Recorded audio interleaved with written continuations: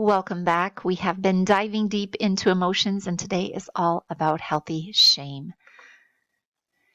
I'm going to compare healthy shame to something called impaired or toxic shame. And really, healthy shame is under that umbrella of being very accepting of who you are, limitations and strengths and all, where self rejection is really just denying the parts that make you you and sometimes hiding or pretending to be something that you're not.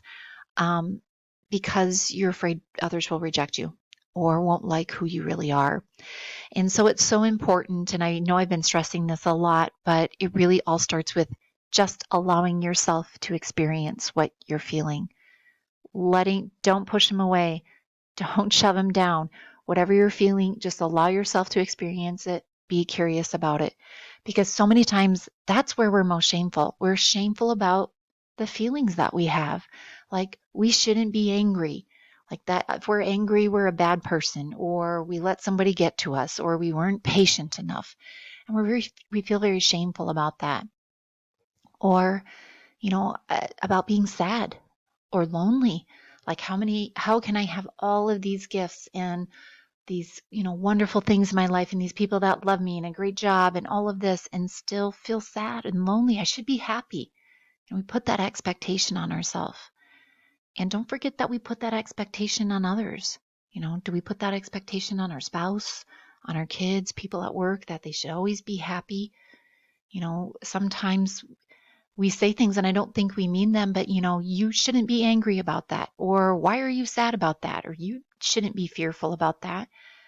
We have to let people feel what they feel because, in this book that I'm reading, that's where a lot of that begins, that shame that, oh, I shouldn't feel this. Like that's a bad thing that I'm feeling this right now. And we have to let people have ownership of how they're feeling. And, especially as parents, we can say, it's okay to feel angry, but it's not okay to hit when you feel angry. But still allowing them to feel that emotion is so important. I don't think I realized that really through healthy shame, you can really dive deep and figure out what it is your gifts and your strengths really, really are. So much of our shame comes from what? It comes from focusing on our limitations, focusing on our weakness, thinking about what we can't do, comparing ourselves to others. And our mind just gets clouded with it, like all the mistakes we've made, all the things we can't do, and looking around and seeing what everybody else can do. And we lose ourselves. Like we don't even know what are the things that we really can do to bring, value to others and make a difference in this world. And if we just quiet them and say, okay, like in that second one there, it says, I know my limitations. These are just things that I'm not great at, and I'm okay with that. But look at this might be your giftedness. This is what you're great at. Let's join together. I need you, you need me. That's when we see community. That's when we see cooperation rather than thinking we just have to stand on our own so we can prove our worth, so we can earn everybody's love and acceptance for how many things we can check off our list and how many, how high we can outperform the next person.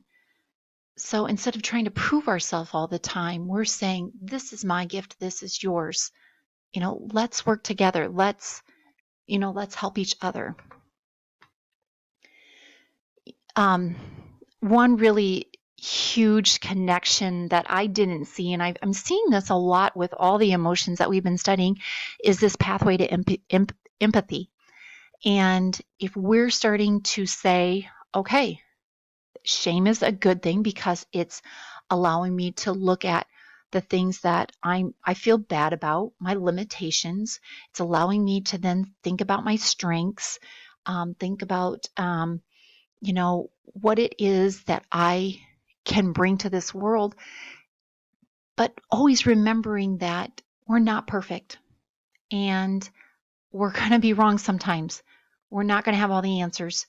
No matter how hard we try, no matter, how good of a person, how good of a parent or coworker or friend or family member we try to be, we're going to cause pain. We're going to make mistakes. But so are others. And so never having that expectation on ourselves, but not having that on anybody else, that they're never going to make you angry, that they're never going to, make you sad. And just that creates so much empathy because we offer mercy and forgiveness then, and we realize we're not perfect, but neither is anyone else. And instead of focusing on that perfection, which is often the source of our anxiety, I mean, think about how much anxiety shame brings us.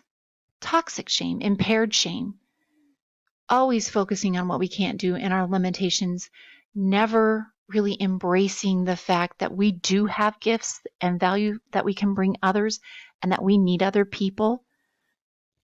That creates so much anxiety. We're trying to do it all on our own. And so if we just live this life of humility and say, I am worth something. I have a lot of value. I mean something in this world, and so do you. And I have my limitations, and so do you. And so let's work together, you know, to build a great life and be the best person we can be today. Not perfect, but the best version of ourselves. So I hope you learned a little bit more about shame today. Obviously, so much more to learn. We are going to be talking about happiness tomorrow. It's going to be kind of taking all of these emotions we've been learning about, and our topic is chasing happiness. So I will see you again here tomorrow. Have a great evening.